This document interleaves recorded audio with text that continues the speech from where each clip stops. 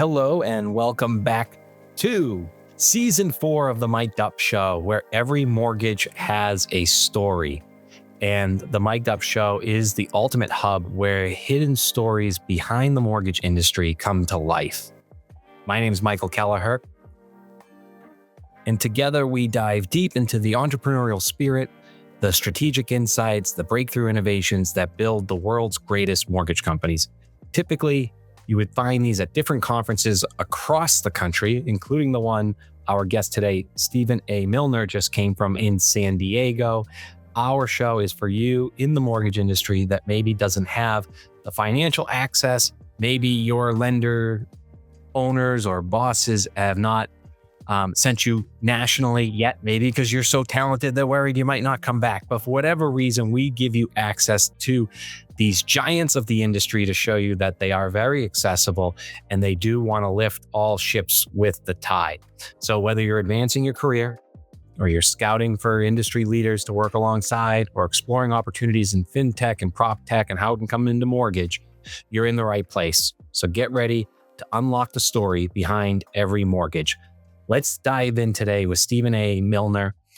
I have seen him throughout the years. I've been going to conferences since 2013, and you can always recognize him by his suit and his tie. And it's more recognizable these days where they even go as far as saying it's business casual at this conference. And I remember even right before or right after COVID, I went to an IMB where I had the suit and tie on. Probably for different reasons, trying to make up for an image early on. And now I wear it because my wife is shocked if I go to a conference and I'm not wearing a tie. She doesn't get it. So I do put it on. And I was getting harassed in the elevator in a good way, busted, and it's business casual, as they were saying. And I said, I know, I wear it. And then Stephen A. Milner got on the elevator. No one said anything to him because he has been really a decorated person in this industry. He started as a loan officer in 1981, so he can speak not just being on the front lines as a loan officer, but as he started his company in February of 1994 as a CEO that oversees day-to-day operations of one of the largest IMBs in the country and certainly in New York. He has maintained keeping his license as a licensed mortgage originator in 50 states plus Washington, D.C. And as we've become more and more regulated, it's become more and more difficult. So if I take you back to that February day where you went from a loan officer to starting your own company, are you any different then than you are now? Like, what was that first day walking into your first branch or building that you actually were going to be running? Well, first of all, thank you, Michael, for the introduction. And Michael Zhao, great to see you, sir. Looking good. Just as a brief background, as many of you know, I was a school teacher for 18 years. And in 1980, I started originating loans at 21%. That was the average loan rate during the Reagan and Bush administration. And I left teaching in 86. And I got involved with a mortgage brokerage company from 86 to 94 in Bayside, Queens. And I had two other partners there, and they wanted to stay a mortgage broker. I had visions of becoming a mortgage banker. So we amicably parted ways at the end of 1993. And on February 17th, 1994, I opened up U.S. Mortgage as it is today. And I've always thought my goal was always to become a licensed mortgage banker. And it took about 2 years at that time, it was just the New York State Department of Banking, the banking department. And it took me about 2 years. As you know, many companies are still not licensed in New York because it's just very difficult for some reason. But I think I was one of the first mortgage brokers that got approved as a banker. And that was my goal and aspiration, to become a lender. And it was very exciting. I started the company by myself. I capitalized it myself. No partners, no investors, no stockholders, just me. And we opened up an office on Long Island. And I continued to grow the business, originating loans, recruiting salespeople, building out the infrastructure.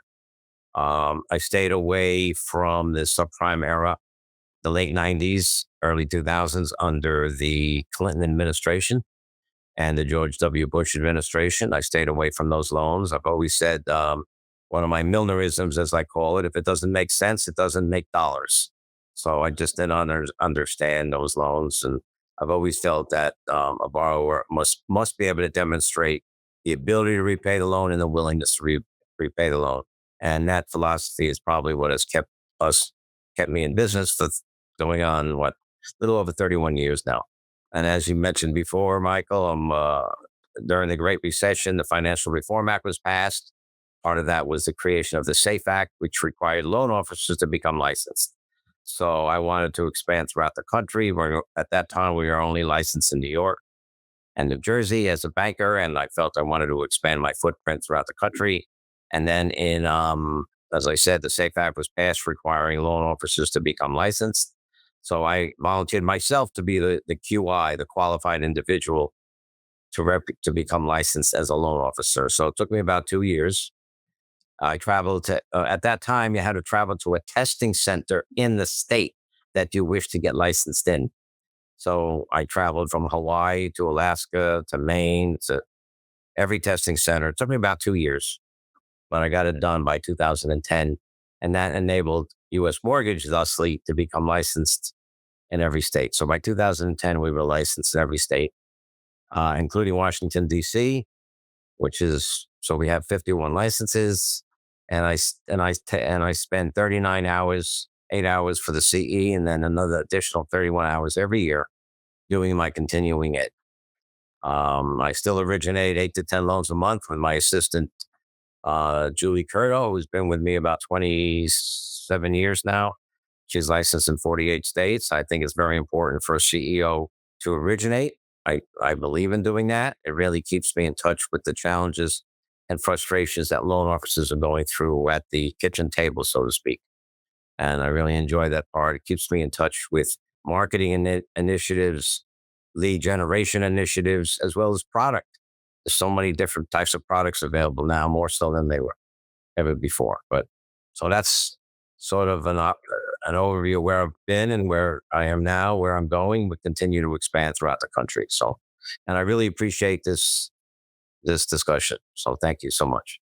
I hope I answered your question. So It's amazing, Stephen, because you're coming into the mortgage industry just out of the savings and loan debacle, the fall of Continental Illinois, and then the Reform Act, and then you go from that to the Russian bond crisis of '98, and then you go straight into whatever was going on in the early 2000s, and then we go through the pandemic and so on and so forth. Not only is there a lot of emotions going through that, but one of the things I find striking in what you have accomplished during this time of origination is that you're taking a no nonsense, very make sense approach to your origination platform. You didn't like subprime mortgages that much. I'm not sure how you feel about non-QM. We'll get to that shortly. How do you lead by example in your practice as an originator to go do 510 loans with your assistant and then transfer that into telling your other branches and originators to also follow that example when most originators are talking to themselves to say, let's just do everything that we can. You've lived through all these experiences doing make sense lending. What do you tell your originators to say, just make it make sense? great question, Michael. Well, one of my major skills, and I think my highest and best use as it comes to origination, is that I consider an expert in lead acquisition. As you know, we're a distributed retail, self-sourced, self-generated business model. We do about 92, 94, 93% purchase money all over the country. And that's how I built my business. And I love mentoring. I love teaching. To this day, I still focus on educating and working with my salespeople. I travel all over the country to all our different branches, and I'll be the first to volunteer to do a lunch and learn or a networking event. I'm very focused on strategic planning and goal setting, and I will provide private tutorials to any loan officer who really wants to grow their business. My philosophy here at U.S. Mortgage has always been that we're giving people an opportunity to build a business within a business at no cost. And that is our model here. And I love mentoring. I love teaching.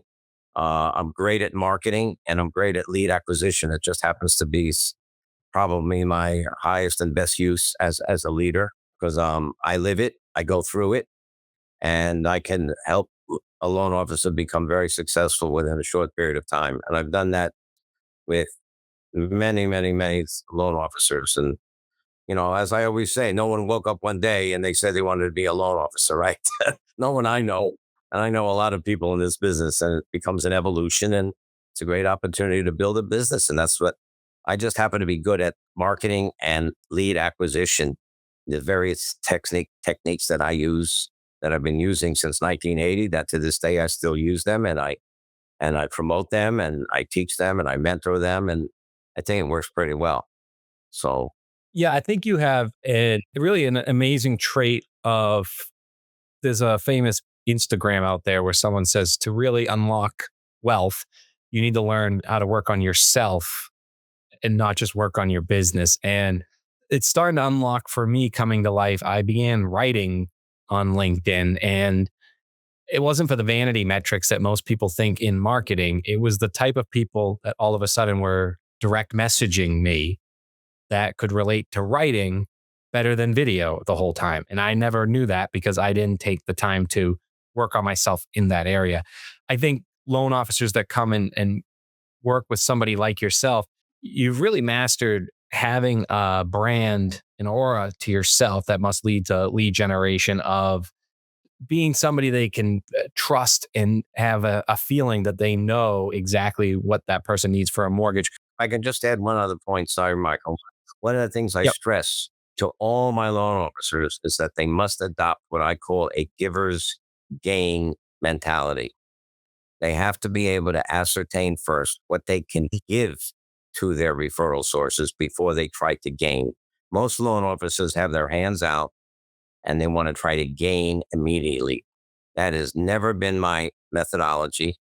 My methodology has always been to try to explore what the business model is of a particular referral source, such as a realtor or an attorney or an accountant.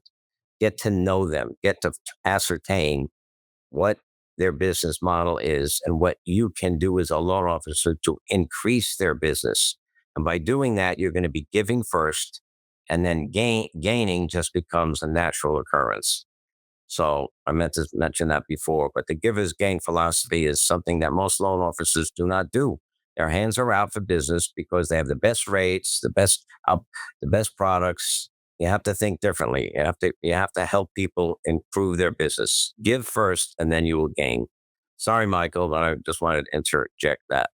Well, sometimes you need to see it to believe it works. And we had Dave Licken as a guest last week, and he talked about her at Southwest Airlines, and what separated him was he would go down and take the bags and throw them in and see what, because that's really where the pain points were for his customers, whereas in those luggage drop offs, not up in the air oftentimes.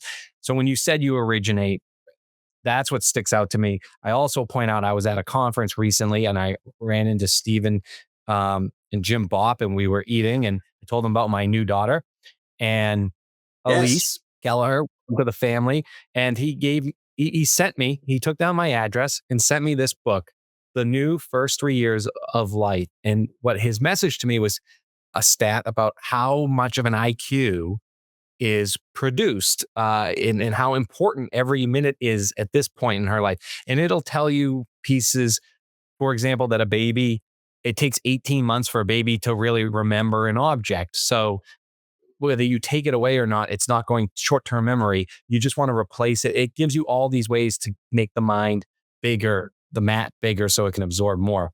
Reason I say all that is it wasn't just for me. I find out he has a whole office full of these. And so when he finds first-time home buyers or any buyer that's building up because of one of the 7Ds, dependents, has a new baby, gives it to them. So that's an example where you're not just at a high level giving it to me, you're able to show a story where you're still on the front lines and you get what people tick, because every mortgage has a story. Listen to this podcast, would like a book, please send me your information and I'll gladly send you one. And just to expand on what Michael was just saying, a child attains 50% 50% of their adult IQ by the time they're 5.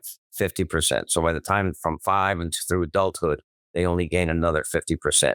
So this book really is very detailed. It's intense. It's like 370 pages, I believe it is. And there's different ways as a parent. Yes, First 3 Years by Burton L. White. It really identifies some of the things that you can do as a parent to help increase your child's IQ. It's a very good book, but it does take time, effort, and energy to read it. Let's face it, but there's things that you can do. And if anyone would like a copy, I'd be glad to send you one. That reminds me of the saying, I think it was Zig Ziglar or Jim Rohn that said, if you help enough people get what they want, you will get eventually what you want. What are examples of some of the questions that you might ask somebody else to glean from them what it is that they want? Because I mean, we don't actually, a lot of people, what I've found out in me talking, when I ask them questions, they actually don't know what they want until you actually get very granular with them. So they find out what's important to them. Would you be able to share with us some of these questions that you might ask? So my methodology in answering your question is as follows, which I've been using for 45 years since I started in the business. My goal was to try to ascertain how, as I said before, how I can how I can give to someone before I gained. So my methodology is as follows. I sit down with the person. I basically ask them, I basically describe to them, or basically state to them, I should say, that I have different ways in which I can help increase your business. My goal of which is to sit down with them, cup of coffee, lunch, breakfast, dinner, whatever it is. At that meeting, gentlemen, what I will do is I will start that meeting simply by saying that I'd like to get to know where you have been in your business and personal life, where you are now in your business and personal life, and where are you going primarily in your business career. And I want to hear what their story is. And then I tell them, before you tell me your story, I will share with you my story. And I then describe to the person where I have been, where I am now, and where I am going. And by doing it that way, I have found that the person that I'm speaking to feels comfortable about telling me their story. So I will tell my story first, and then they will tell me their story. And I'm taking notes. If they're in my office, by the time I'm done with their story, I'll have 3 to 5 pages of notes from the time they were born, what high school they went to, what college, what degree did they have, what was their career, their personal relationships, their children, the whole story. I'll get to know everything about them. My goal, Michael, is to explore where they are going. They can easily tell me that, and it doesn't have to be rehearsed. We all have a story. We all have an evolution, right? So they'll tell me eventually where they have been, where they are now, and I'm focusing on where are they going. And I want to be able to walk out of that meeting thinking of a way where I can give to help them increase their business. And it's a very structured kind of discussion. Again, I tell my story first, and that creates an opportunity for the person to feel comfortable. Instead of asking the person first to tell me their story, I'm going to open up about my entire story. From the time I was born in LA, Los Angeles, all the way through the time I decided to become a law officer, and my entire story. And I tell everything. I open up my entire life to everyone. That causes a level of comfort. And again, my goal is to walk out of that meeting thinking of a way that I can really understand what their business model is and what I can do to help them. And it's worked for me for 45 years. But my recommendation is it's a very structured approach, but the whole idea is to know where is this person going with their career, whether it's an accountant or a realtor or an attorney or an insurance broker, a financial advisor. What can you do to help them? At the end of the day, you have to be able to help someone. Can you share the story of that first person you put in a home? Do you still remember who it was or what mortgage and home was behind that story? Well, it's funny. When I first started, I started originating loans because I was a school teacher and wasn't making much money. I started in June of 1980, and the company I was working for had a training program, but they did not offer the training program to part-time loan officers. I wasn't about to give up my career as a school teacher. I had to feed my family, right? So I started to learn the business myself. What he did was he gave me his copy of the Fannie Mae and the Freddie Mac seller servicer guides, which were about 4 inches thick. There was no technology in those days. I read them in 1 week. I came back. I started originating loans. But because I did not receive any training, my first 24 loans that I originated never closed. I made $0. It was but I've always believed in life, in our personal and our business life, that persistence can overcome resistance. And that was by June of 81. And then I went to another mortgage company about an hour and a half away from where I lived, and I started to learn the business. I was still teaching. And I'll never forget this. In 1981, I got a referral from a realtor for someone who bought a house for about, it's amazing. It's interesting how you asked that question, for like 125,000 at the time. The loan amount was about 98,000. The interest rate, is sitting down, was 21%. During the Reagan administration and Bush administration, interest rates stayed as double digits through like 1991. If you ask your parents or your grandparents, they bought houses in the 80s, they paid double digits. But people still, during the 80s, they still, wanted to fulfill the American dream of home ownership. They did not want to rent, and that's still the case today. Of course, but people still pay 21%, 18%, 16%. But that was the first deal I closed at 21. And the couple was thrilled. Later, of course, later on they refinanced and all that, but I'll never forget that. It was very exciting. Even at 21%, CDs at the time were paying 15%, believe it or not. Certificate of deposit paying 15. But I remember that. But I can resonate with persistence leading to resistance, because nowadays I would say that there's a lot of originators, even if they're doing 4 to 6 loans a month, the news travels and fast when it comes to, for example, like this past week, we had the news of Mr. Cooper being sold off, and there's whatever, or 2-3 years ago we have higher interest. There's always news that's causing origination turmoil at the retail level. And I think that when it comes to talking to originators out there, how does that extend to your originators? Because you're talking about new originations. However, with that type of news, we can't help but think about how do servicing companies attempt to go and back solicit or this, that, and the other. How do you lead in CRM management, customer retention management, and aggressively market your past clients, so that although you can be persistent with new business, you create resistancy and good service, also market your current database? How do you lead from that in customer referral and customer retention? well, we have a very extensive marketing department, to be quite frank, and in that marketing department we have a CRM expert that we use, who helps our loan officers use the CRM, and we encourage that. Whether it's sending out birthday cards or closing anniversary cards. I don't, and they do that with the loans that we sell on, where we retain the servicing. For example, to Mr. Cooper, as an example, we sell significant amount of business to Mr. Cooper over the years, and our loan officers are going to continue to maintain their relationships with those loans that we closed, that we did sell, in this case to Mr. Cooper. And then now Rocket Mortgage is going to inherit that servicing portfolio, which I understand. But I'm that's part of our marketing strategy, is to stay in communication, either through the use of a CRM regularly, or just stay in communication with the customers that you close your loans for.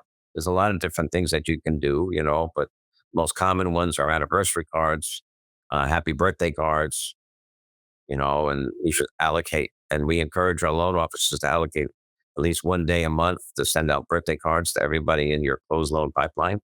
It works very well for us. I mean, our loan officers depend on repeat business from the customers that they've established relationships with, but also for those that they haven't closed loans for that have been referred to them. We use the CRM for constant communication, and it works very well. It's a good timing. So we're going to hear from our sponsors. One happens to be one of the up and coming CRMs around database, and the other a title company, because that's typically the last thing you remember at the close, right? Is the table. Want to take your business to the next level? As a longtime trusted mortgage service provider, Mortgage Connect works with some of the largest lenders, servicers, and institutional investors, providing cutting-edge solutions for everything from title, closing, escrow, and default to capital markets and risk solutions. Mortgage Connect brings it all to the table, redefining mortgage lending with innovative digital solutions that can elevate your bottom line.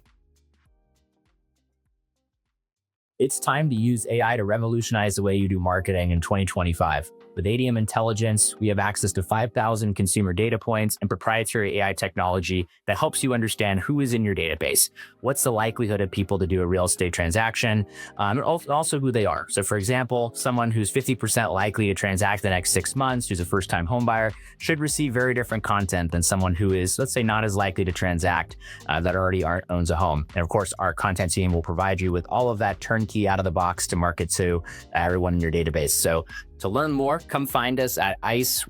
If you're there, we're booth number 327, or go to our website, thinkadm.com. Love to walk you through a custom demo of how AI can supercharge your marketing this year. As someone who's the son of a gym teacher who found time while having us to manage a restaurant and go on and get her master's at Boston University and then eventually become a principal, I have an appreciation for the profession of teaching students as it gets harder and harder with these devices, right? But once you are one, you're always one, and you have that in your heart. Stephen, how do you take all those years of experience in the classroom and your exceptional preparation? How do you apply it to teaching those about home ownership before they move into their first home?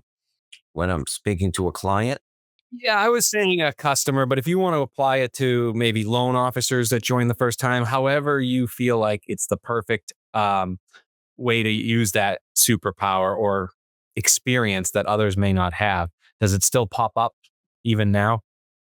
yeah, I mean, the whole idea behind home ownership is to create, is to educate and teach people on the fact that home ownership is the key to building generational wealth. And that's been duplicated many, many times. And I think consumers understand that. To make light of it, sometimes I'll tell them if they're renting, I'll ask them a math question, which is simply, so if you're renting, Mr. Borrower, Mr. Potential Homeowner, what is your interest rate? And they will respond by saying, well, I don't, with a puzzled look on their face, they will say, well, I don't have an interest rate. I said, well, do you pay rent? Yes. Well, how much rent do you pay? Oh, $2,500 a month. I said, okay. You pay $2,500 a month to the landlord. That means your interest rate is 100%. And they look at me like a deer in the headlights. And I explain to them that their goal should be to create a path to home ownership. And I tell them that as far as U.S. Mortgage is concerned, our objective here has always been, our mission statement here is simply that everyone is entitled to a roof over their head. I also tell them at the same time that everyone is entitled to a roof over their head, but not everyone is entitled to a mortgage. And I think that was a mistake we made during the Great Recession and the financial crisis. And if they're not ready to purchase, then I will still pre-qualify them. I still promote pre-qualifying them. I still promote that the loan officers educate them on the home buying process and what's involved. And hopefully they become good students and you become an advisor to them, to the customer, as far as how to reach the goal of home ownership. And that's what the United States, not to be political, but we offer that more than any other country in the world, in my opinion. Stephen, I love that you're a steward of education. And as part of that, not only are you educating your customers, like sometimes when I was originating retail a few years back, I would tell customers, I said, well, if your house goes up by 3%, your rate of return actually goes up on the amount of down payment that you have. Your down payment valuation on the return is not 3%, it's 3% of the gross amount. And so they go, well, what do you mean? Well, if you put down $20,000, and your house goes up by 3%, that's $3,000 on your $20,000. That's a 15% rate of return. And that type of education is invaluable because not every person is as an investor in practice and mindset. And in the same sense, when you talk to an originator, sometimes they are a great originator, but they're not you have a skill set beyond most because you can be a business owner and an originator and understand both. To the originator that's out there in our listening audience that are originators, how do you speak to them if they are great originators, but not necessarily good? I'll say, hopefully gently, maybe they're not great business people, but they're great originators. I'm sure you've met them before. What do you speak to them so you can give them the fiscal education to say, you know what? I know that you want to have your own P&L and run a team of branches, this and that. But based upon what I think I've seen of you, you should stay an originator, but I will make you a better originator and teach you how to do that. How do you speak to the originator so that they can exercise that type of wisdom to glean? Well, when I sit with a loan officer when I'm mentoring or even teaching them, which I still do today, I develop what I call the 5 Milner commandments of loan origination.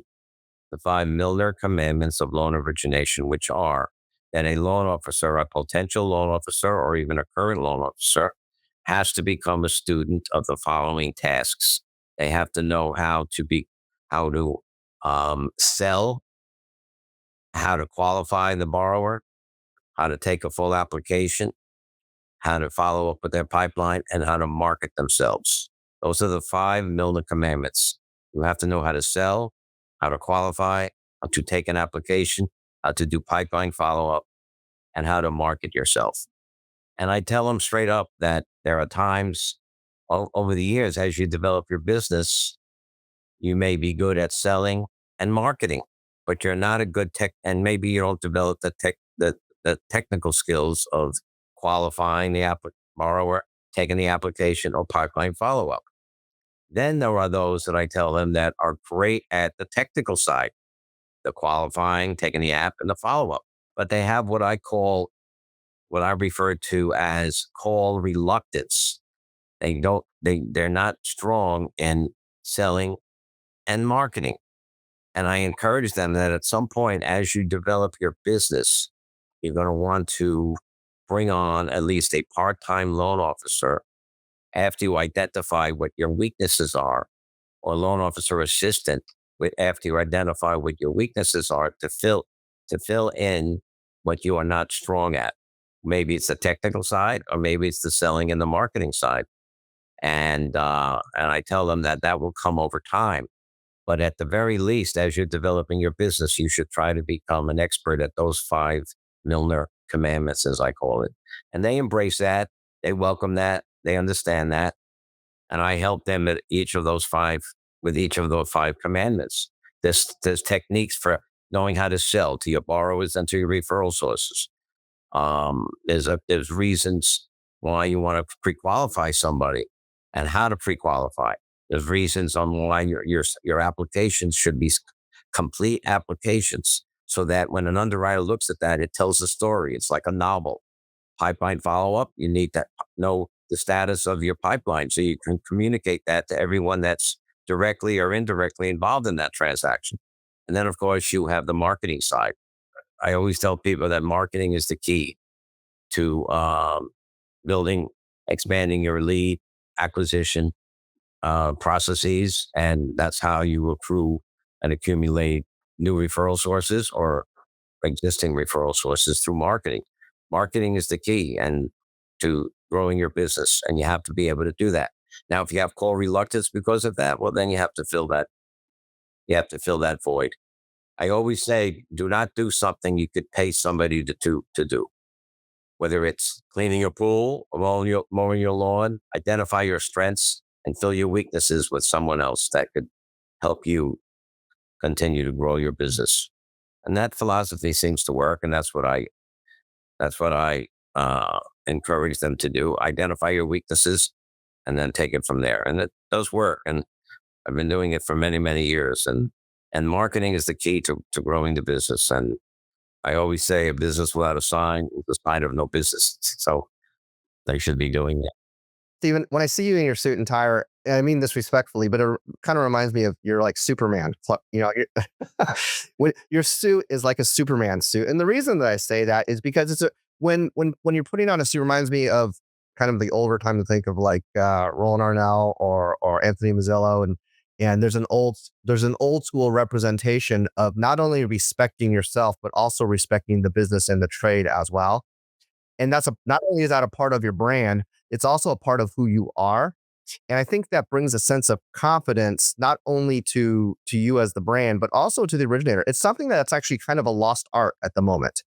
When speaking about your branding and marketing yourself, and especially in terms of call reluctance, I think the preparation of what you wear and then how you present yourself when you're getting ready, whether you make your bed, shave, put on your suit, and then you are ready for action. Is that something that you currently coach and help people on when they work for US Mortgage? And how does that received by your teams so that they can put on their suit, whether it's a Superman suit of a suit and tie, or what in their branding, maybe it's a t-shirt or sweater. How do you convey that so that they can have that confidence so that the call reluctance not necessarily goes away, but it wanes as they practice more? Well, interesting, Marvin, you bring that up because prior to COVID, I did have a dress code in the company for men and women. I always felt we're in banking. We don't sell pets. We're in banking. You should look professional, especially in the distributive retail business model. And I think that's why I try to set the example. I wear a suit every single day. I go to sleep like this, to be quite frank. and but since COVID, to be quite frank, they've changed their attitude about that. I shave every day. I wear a suit every day. I try to set the example. And as I said before, I'm the first to travel to my branches in Texas or California, and if we do an open house or I'll do an open house with a loan officer, and I'll look professional. And I think it's important to look professional. We're in banking, and I think I try to exude that philosophy and set that example. Some people like it, but some people have just since COVID just continue to wear a suit. Even when I go to conferences, most men are wearing suits and an open shirt. I just personally don't agree with that. And I will be at, quite frankly, when I go to conferences, whether it's a mortgage bankers conference, because I'm very involved with the MBA, and I'd probably be one of two people or so that are in a suit and tie. I don't know. That's just the way that what's evolved over the last 5 years, but I think it's important, and I think that I try to stress that to loan officers, men and women, that you're in banking. You should look the part. I hope that answers your question, but that's. Yeah. Is there anything that you speak to yourself, do you motivate yourself, or do you meditate? Maybe you pray to God. Maybe you have something that you continue, a mantra that you speak to yourself. Do you have anything like that you practice as a part of your routine? Yeah, well, The Milner. there's a yeah, there's a great book by William McGovern called "Make Your Bed," and my entire life I make my bed every morning, and it's amazing when you do that, and I highly recommend that. Not only in the morning, the impact of doing it in the morning is that you're walking around the bed, you're pulling down the fitted sheet, you're pulling down the the cover sheet, pulling down the covers. And what I have found over many, many years is that that's causing me to really think about, okay, what do I need to do today? That's one advantage. The other advantage is, as stated in the book, is that I don't think it's healthy to come home and your bed is not made.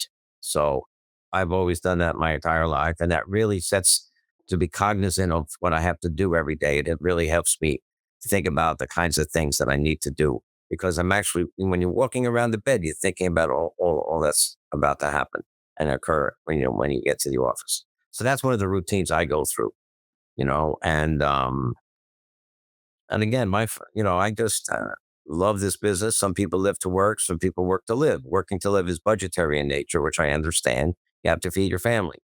But I think in this business, especially for loan officers who are who are commissioned only, generally speaking, in the distributed retail market, they have to be able to get to the point where they live to work rather than work to live. Living to work is where you have a passion for what you do every day. And if you do not have that passion, then that could be challenging. And that's what I tell people. You need to develop a passion for what you do. And I think people welcome that philosophy. And not only the loan officers, but many of my employees, many of whom have been with me 30 years. They just know that if you're going to come to work, then you have to have a passion. Otherwise, do something else.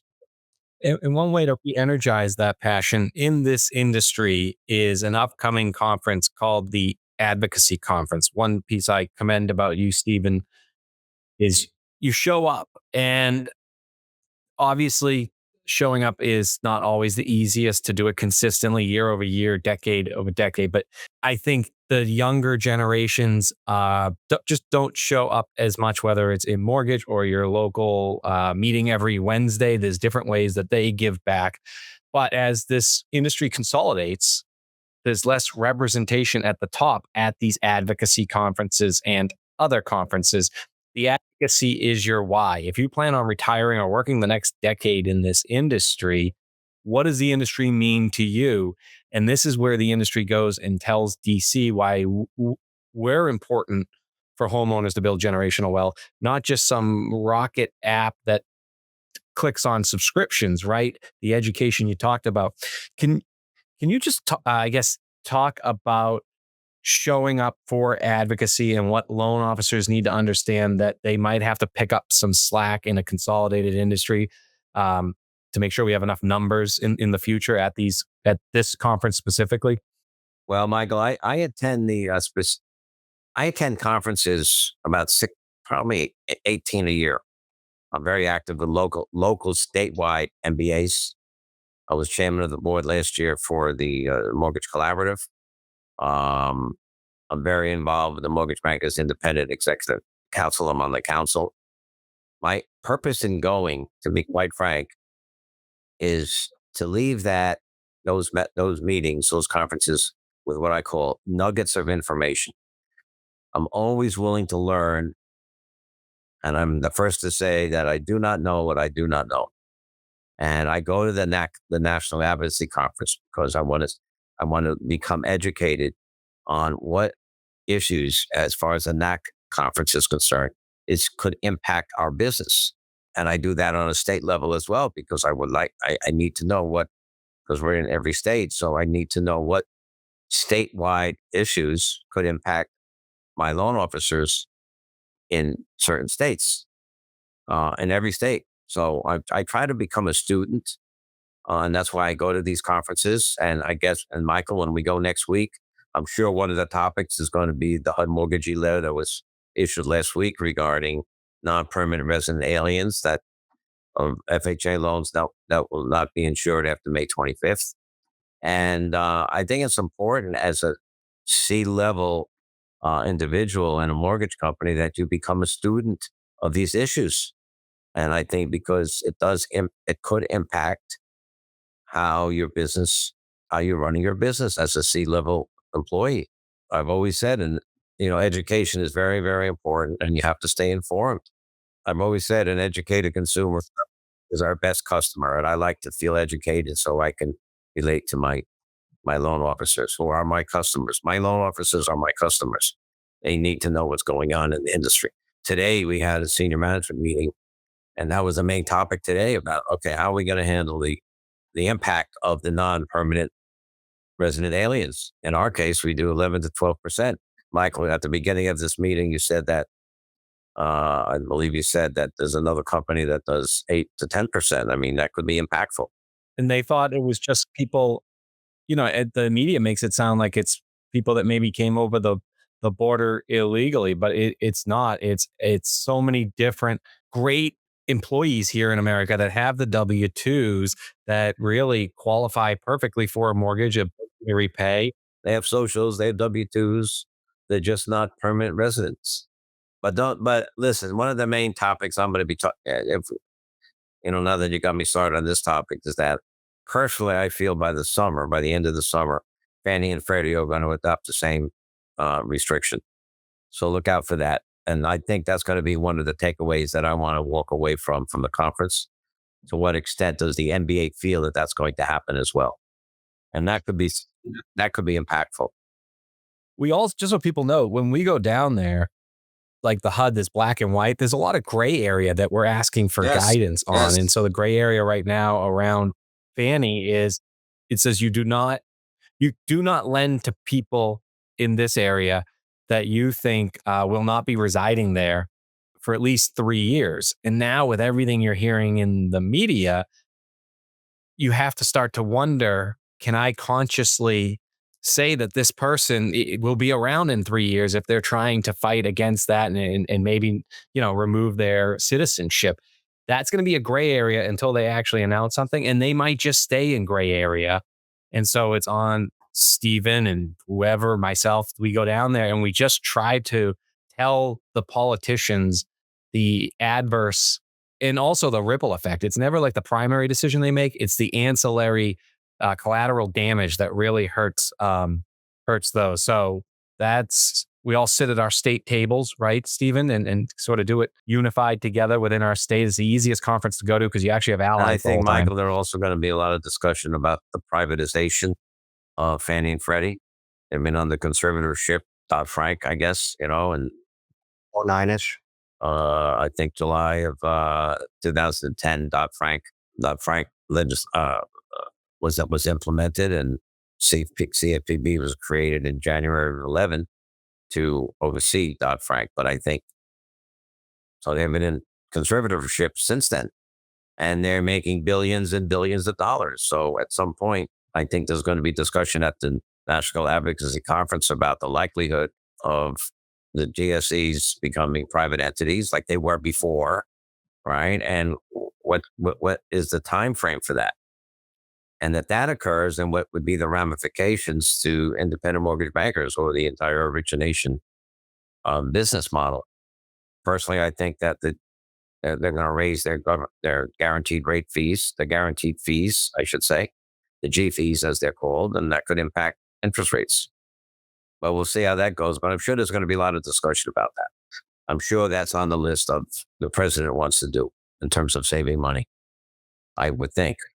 I could be wrong, but I think you're right. I think us as an industry go down there to make sure, at least if it happens, it's fair on the other side. And it's not may the biggest lobbying purse win. And then we have to collectively almost agree on that together.